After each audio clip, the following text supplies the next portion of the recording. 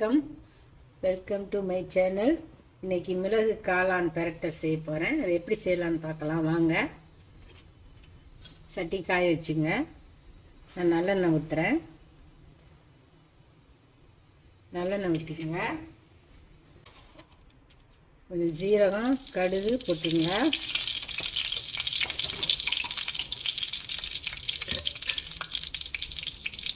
கொஞ்சம் உளுந்து போட்டுங்க.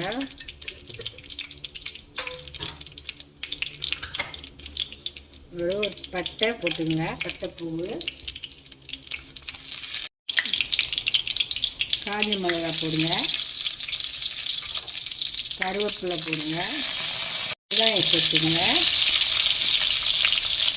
சின்ன வெங்காயம் இருந்தால் சேர்த்துங்க. சின்ன வெங்காயம் நல்லாயிருக்கும்.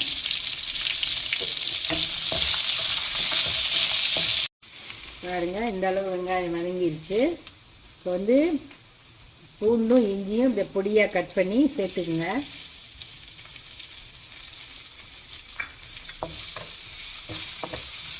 சேர்த்து வதக்குங்க. காளான் நல்லா உப்பு மஞ்சத்தூள் போட்டு நல்லா கழுவிச்சுங்க. அதை சேர்த்துக்கலாம்.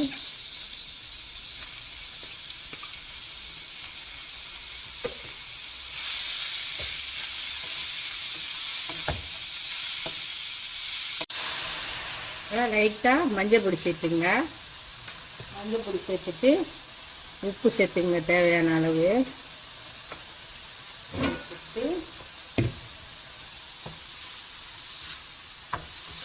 கிளறி விட்டு ஒரு நிமிஷம் மூடி வைங்க. பாருங்க, இந்த அளவு நல்லா வெந்துருச்சு. இப்போ வந்து மிளகு பவுட்ரு பண்ணி இதில் சேர்த்துங்க. கடைசியாக